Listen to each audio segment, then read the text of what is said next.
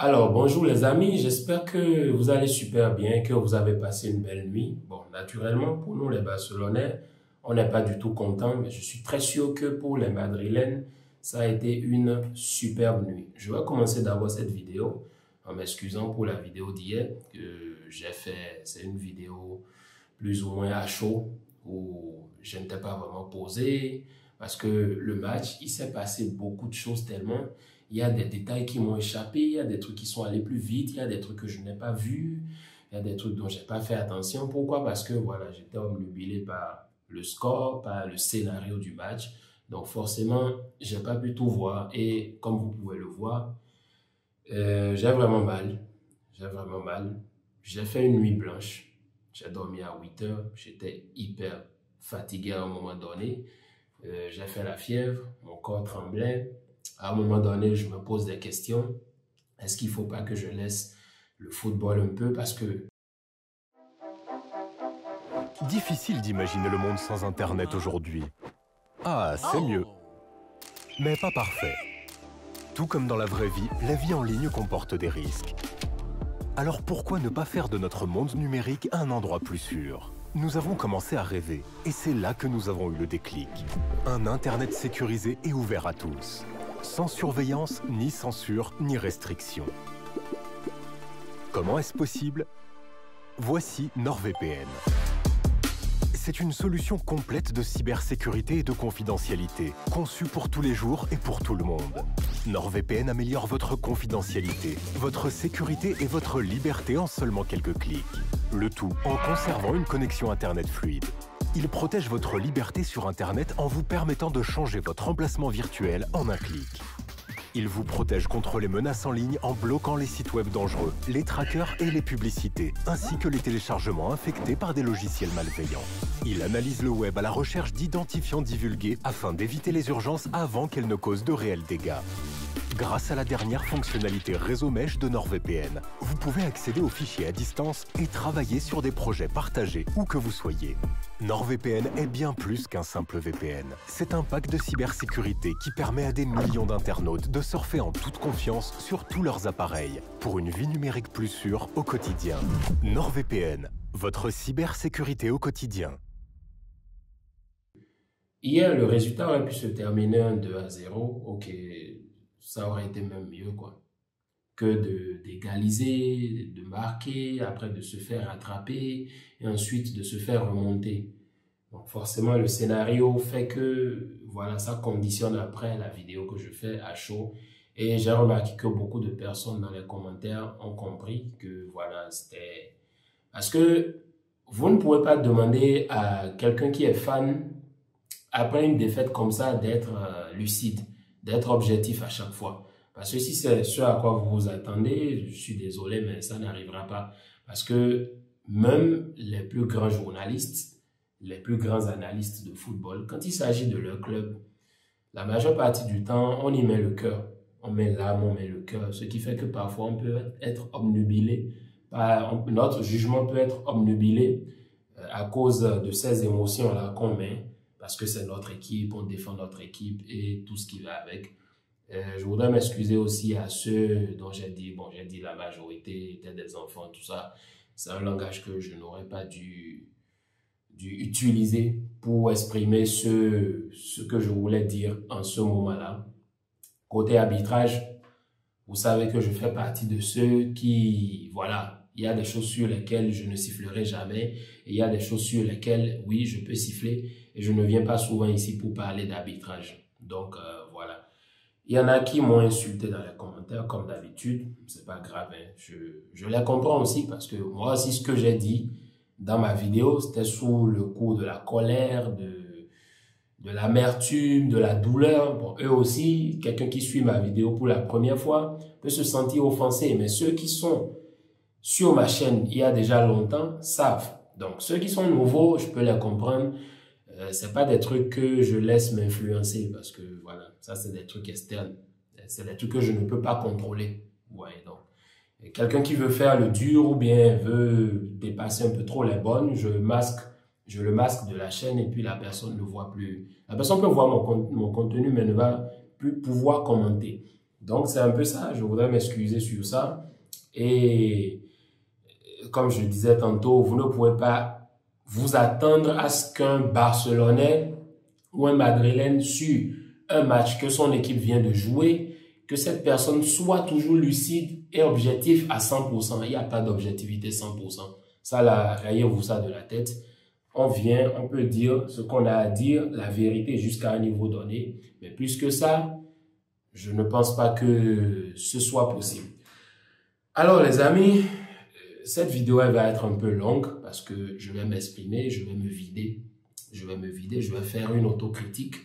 Je vais parler de moi, de l'équipe, des joueurs, de ce qui s'est passé dans le match et tout ce qui va avec. Mais je dois vous avouer quand même que ça fait mal.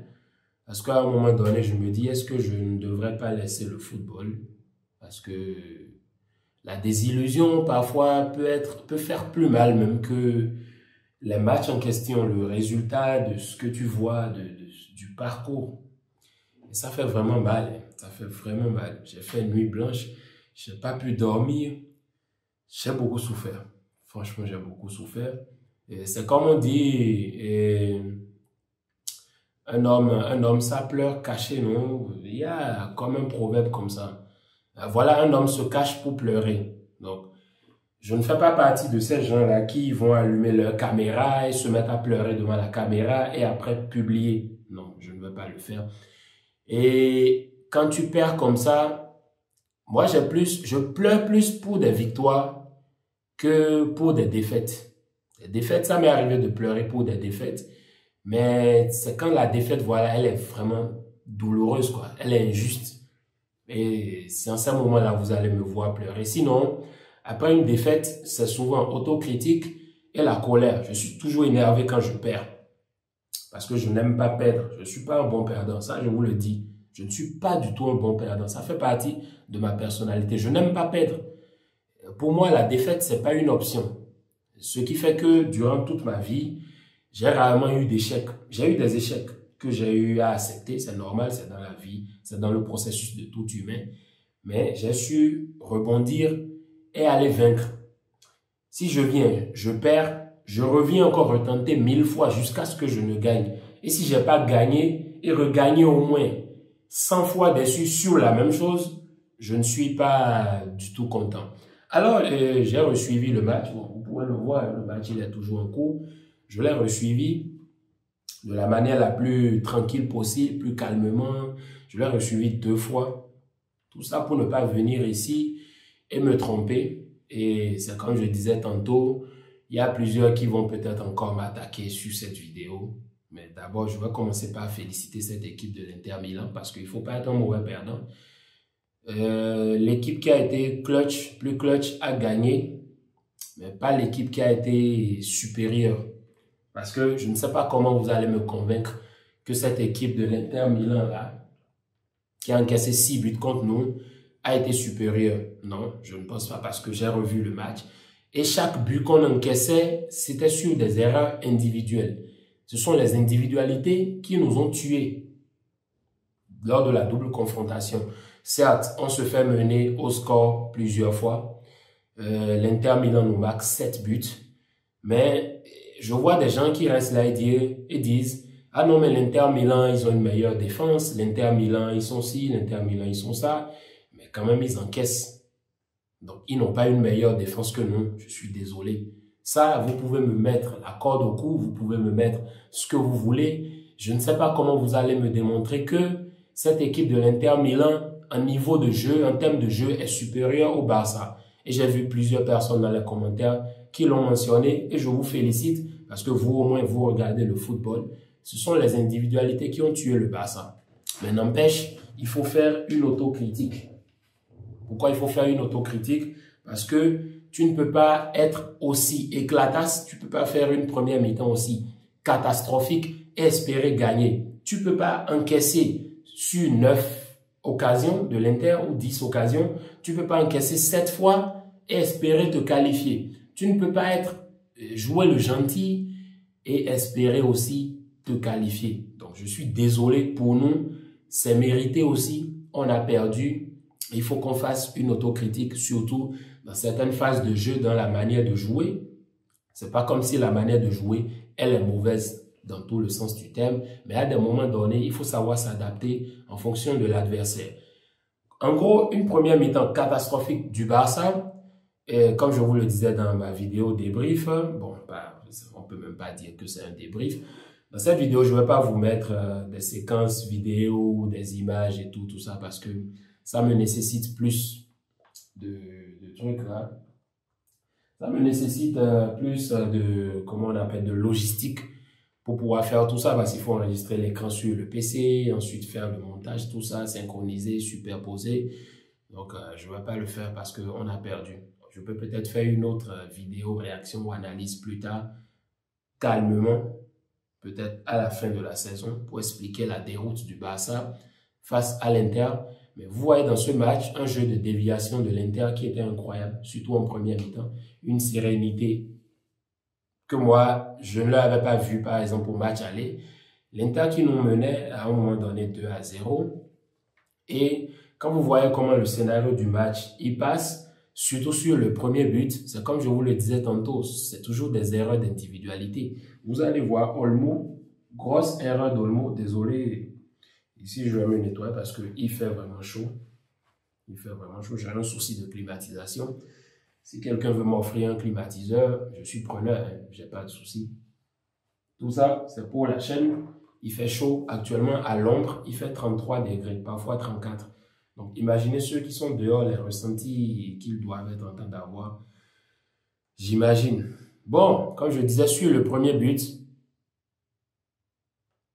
erreur d'Olmo. Individualité sur le premier but. Grossière erreur d'Olmo. Je ne sais pas ce qui s'est passé là. Ce qu'il a voulu faire. Temporiser le ballon, garder la possession. Je ne sais pas ce qu'il a voulu faire. Voilà. Il y a Di Marco qui lui vole la balle directement à Dumfries. Dumfries qui la donne à Lautaro. Et puis il y a but. Maintenant, tu veux qu'on dise quoi? Vous voulez que je dise quoi? Première grosse erreur individuelle de la part d'Olmo. Et là, on encaisse et le match, il continue. Mais ce qui se passe, c'est qu'après, il y a une main d'Acerbi dans la surface de réparation. D'ailleurs, Acerbi, félicitations à lui pour son match. Quand j'ai vu premièrement, quand j'ai revu après, il a marqué un but sur hors-jeu. Et bon, après, tu sentais que c'était son destin. Quelqu'un qui n'avait jamais marqué en Europe, 37 ans, il a même vaincu le cancer. Il est reparti, il est revenu, ce vieux de 37 ans. Vous avez même vu quand il a enlevé son habit, regardez même au niveau de son ventre, tout ça, c'est un vieux. Acerbi, 61 ans. Il y a une main d'Acerbi. Et quand j'ai parlé d'arbitrage, quand j'ai posé la question, beaucoup de gens étaient contre dans les commentaires en mode non, que l'arbitrage a été impeccable. Je ne sais pas comment vous allez me convaincre que l'arbitrage a été impeccable. Parce que sur la majorité des opportunités, des occasions, l'Inter a plus été favorisé que le Barça. L'Inter a plus été favorisé que le Barça. Revoyez le match plus calmement et vous allez vous rendre compte. Des gars comme Dumfries qui auraient dû prendre un jaune tôt dans le match, à un moment donné qui auraient pu se faire expulser, mais qui ne se font pas expulser. Des gars comme Di Marco qui auraient dû se faire expulser aussi, mais qui sortent clean dans ce match. Les gars, soyez un peu sérieux. Il y en a qui vont venir me dire, ok, et Koubassi aurait dû prendre rouge. Moi, là, je ne donne jamais rouge. Je ne donne jamais rouge sur ce penalty. À la 33e minute, Di Marco aurait dû se faire expulser parce que c'était une deuxième occasion où il était en train de faire une faute grave. Mais Di Marco ne se fait pas expulser. Après, sur le penalty de Koubassi, je sais qu'il y en a qui vont comme attaquer, mais quand tu le vois à vitesse réelle, c'est clean. C'est clean. Certes, Koubassi, pour moi, un jaune aurait pu être ce que l'arbitre aurait dû faire, aurait dû lui donner. Mais Koubassi, la barrière, elle est clean. Moi, en tant qu'arbitre, je ne siffle pas ça. Pourquoi? Parce qu'il n'y a qu'à voir la barrière. Certes, Lautaro, il va la chercher, il met le corps et tout, mais il y a une partie interne du pied de Koubassi qui touche la balle. Ça n'empêche, l'arbitre donne un penalty. Il n'y a pas de problème. Le match, il continue. Mais ce qui se passe, c'est que le Barça, en première mi-temps, fait une première mi-temps ultra catastrophique, mais en deuxième mi-temps, montre une autre image. Parce qu'on rentre, parce que moi, à la mi-temps, quand je faisais même mon direct sur Facebook, je disais déjà que c'était terminé et que quand tu vois un match qui va se terminer sur une défaite voilà, cuisante, tu le sais déjà qu'il n'y a pas moyen. Donc, ce que tu dois faire, c'est de juste accepter ta défaite. Et puis voilà, mais le problème, c'est qu'en deuxième mi-temps, le Barça réagit parfaitement. Et en passant, je voudrais m'excuser envers Gérard Martin parce que je l'ai beaucoup attaqué sur ma vidéo hier. Je l'ai beaucoup attaqué, mais au final, je me suis rendu compte que j'ai été très dur envers lui. Vous imaginez que sur le cours du match, en direct comme ça, je n'avais même pas réalisé que Gérard Martin était celui qui avait fait les 2 passes décisives. Pour être sincère avec vous, je ne vais pas vous mentir ici, je n'avais pas réalisé que c'était lui qui avait fait les 2 passes décisives. Mais sur le 3e but qu'on encaisse sur le 3-3, j'ai remarqué que c'était lui qui avait le problème à récupérer la balle et à la dégager. Or, le problème, c'est que même sur cette action, Gérard Martin n'est pas fautif. Dumfries est fautif parce qu'il commet une faute sur Gérard Martin qui avait la possession de la balle. Et je n'ai vu personne dans les commentaires dire ça. Après, si je dis que là, il y en a qui sont plusieurs là, qui ont une mauvaise foi, il y en a qui vont me dire non, mais tu viens, comment tu peux nous parler comme ça? Mais vous avez une mauvaise foi. Parce que Dumfries, il commet faute sur Gérard Martin, mais la VAR n'appelle pas. Et je ne vois personne en parler. À part la commu du Barça, je ne vois personne d'autre en parler sur les réseaux en mode « Ah, le Barça a été pénalisé sur ce fait de jeu-là. » Parce que Gérard Martin avait la possession de la balle, Dumfries lui met le pied, il tombe. Ensuite, il va, il fait le centre. Araujo aussi, éclatasse, fautif aussi sur cette action. Tu laisses un vieux de 61 ans venir te reprendre cette balle. C'est incroyable. C'est incroyable. Moi, à Serbie, là, soit il meurt, il ne peut pas passer, je suis désolé. Et même Gérard Martin qui tombe aussi, si c'est moi, si je me relève et je vais sur Dumfries, c'est pour le nettoyer, c'est pour le sacler complètement. Gérard Martin aussi qui n'a pas su réagir derrière, j'imagine que c'était un Carvajal ou un autre, un bandit, il ira sur lui, un Ramos. Il va le cisailler après derrière, même s'il a fait tomber. Mais il y avait faute sur Gérard Martin. Et l'arbitre ne dit rien. La VAR ne dit rien. Absolument rien. Ils ont continué le jeu comme si de rien n'était. Tout comme sur la main d'Acerbi, rien ne s'est passé. Ils ont continué le jeu comme si de rien n'était. Tout comme sur l'action de Mkhitaryan avec Lamine Yamal dans la surface de réparation. Où l'action commence à l'extérieur et se termine à l'intérieur de la surface. Vous vous souvenez ici, le match, c'était Valence-Real Madrid, où Hendrick tombe dans la surface de réparation. Ça commence dehors, ça se termine à l'intérieur. Et j'étais le premier ici à dire que c'était penalty. J'ai défendu ça. Mais je n'ai vu aucun Madrilène aujourd'hui venir me dire que celui de Lamine Yamal était penalty aussi. Aucun. Silence radio. Le 2 poids 2 mesures. Il n'y a pas de problème. Moi, je ne vais pas vous réclamer quelque chose. Encore que ce n'est pas des trucs que je peux contrôler. Mais il y a faute de Dumfries. Et l'arbitre n'est pas revenu dessus. Il n'y a pas de problème. Mais le Barça qui a réagi. Gérard Martin qui fait 2 passes décisives en moins de 7-8 minutes. Gérard Martin sur le premier but. Tac, tac, il la reprend. Il envoie à Eric dans la surface. Eric qui la reprend. Goal parfait. Sur le deuxième but aussi, le centre, la vision. Eric et Gérard Martin pour Olmo. Olmo qui la reprend de la tête. 2-2. Donc Gérard Martin, il est impliqué sur les 2 buts qui te permettent de revenir dans le match. Je voudrais m'excuser, franchement. Il faut le reconnaître. 2 bons ballons. Certes, ce n'est pas le joueur le plus technique, ce n'est pas le joueur le plus intelligent, ce n'est pas le joueur le plus beau à voir. Mais quel compromis en deuxième mi-temps. Et jusqu'à la fin du match, quel compromis. Il a laissé l'âme sur le terrain. Un bonhomme. Je tiens à l'applaudir. Certes, et après quand j'ai vu l'image à la fin, où il était triste, il était en larmes, ça m'a fondu, ça m'a littéralement brisé. Parce que Le nombre de posts, le nombre de trucs que j'ai fait, le nombre de fois je lui suis tombé dessus. Je me suis dit, bon, quand même, tu as été très dur envers lui, alors que regarde le match qu'il fait. Quand j'ai revu le match, je me suis dit, mais j'ai été très dur envers Gérard Martin. J'ai été très dur envers lui. Donc, je m'excuse franchement envers Gérard Martin, même sur le but du 3-3. Il n'est pas fautif. Il n'est pas du tout fautif. Il n'est pas du tout fautif. Après, vous avez même un but qu'on aurait pu marquer où il y a une contre-attaque. Et sur la frappe de Eric, c'est Sommer qui l'enlève. Sommer aujourd'hui, Sommer hier plutôt, qui fait un match mais sensationnel. C'est incroyable. Sommer, c'est le top des tops dans ce match. Pour moi, c'est l'homme du match. Je ne sais pas à qui ils ont donné le titre d'homme du match parce que je n'ai plus essayé de revoir après. Mais Sommer, c'est l'homme de ce match. Dans les grands moments, dans les moments les plus importants, il est là. Tu as un portier qui peut te défendre derrière, qui peut te sortir des masterclass. Et c'est Sommer, ça. Il enlève un ballon sur Eric. Il enlève 3 ballons sur Lamine Yamal. Surtout le ballon à la 115e minute.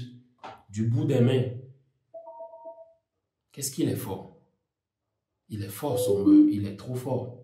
Il est trop fort. Qu'est-ce que vous voulez que je vous dise? À part ça, j'avais déjà parlé de l'action de Mkhitaryan sur Lamine. Mkhitaryan qui ne se prend même pas un jaune. Je pense que ça, là aussi, c'est pour compenser le fait de ne pas avoir donné de carton jaune à Koubarsi de l'autre côté. Mais il ne siffle pas de pénalty. Le duel Yamal-Sommer.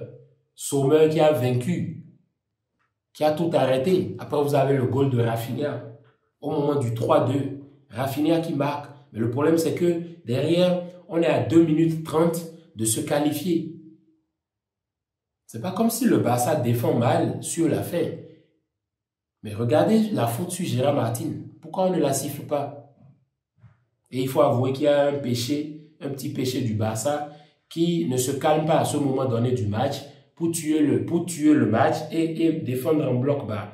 Parce qu'il ne faut pas oublier que c'était une confrontation entre 2 équipes de styles différents.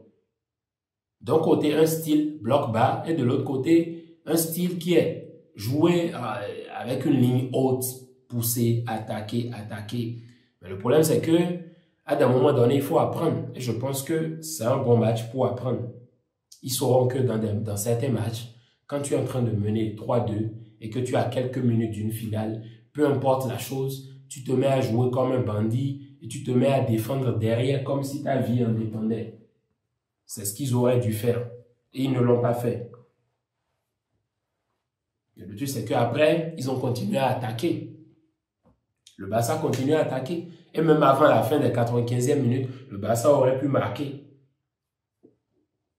À la 91e minute, tu as un poteau de Lamine Yamal. Le poteau qui...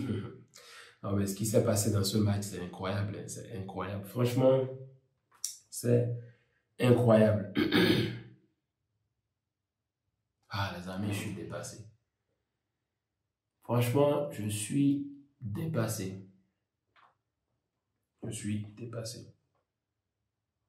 Après, vous avez le 4e but de l'Inter Milan, Araujo qui est fautif. Tu perds un duel avec Thuram qui avait 100 minutes dans les jambes. Tu le laisses passer. Il la donne à l'autre qui fait une remise à Fratesi. Fratesi qui la reprend. En fait, beaucoup de choses dans ce match que moi, je n'ai pas compris, quoi. Franchement, je n'ai pas du tout compris. Pas du tout. La Serbie qui se fait pardonner. Araujo qui te fait un match éclatasse, qui te tue. Franchement, les amis, c'est dur. Hein. C'est dur. C'est dur. Quand j'ai revu le match, je ne voulais pas allumer ma caméra, commencer pas à parler comme ça. Mais c'est dur. C'est dur, les amis. C'est vraiment dur. Sommer qui te fait un match incroyable. Lamine Yamal qui entre dans l'histoire. Lamine te fait un match stratosphérique. Il est destiné à la grandeur. Il est destiné à la grandeur. Il n'y a qu'à voir à la fin du match comment tous les joueurs de l'Inter allaient vers lui. Un joueur sur qui, à deux, vous ne pouvez plus défendre sur lui. C'est un peu comme Messi à l'époque. Il faut y aller à 5. Si tu n'y vas pas à 5, tu ne peux pas. Parce qu'il va te manger, il va te tuer complètement. Il est là dans l'escalon, il est supérieur. C'est un crack total. Encore que, voilà, il faut féliciter cette équipe de l'Inter. Thuram qui fait un grand travail, Lautaro qui était blessé, mais qui revient, qui fait pas un mauvais match. Leur défense, comme je vous le disais, qui protège toujours leur surface de réparation. Ils ont été bons, ils ont été solides, ils ont été disciplinés. Regardez quand ils nous mettent le 4e but, on fait plus de 18 minutes, on n'arrive pas à revenir au score. C'est des trucs qu'on doit apprendre aussi, nous aussi, de notre côté. Mais je vois en cette équipe du Barça quand même un futur qui promet. C'est un futur qui promet. Je vois une équipe qui peut aspirer à beaucoup de choses, au grand titre.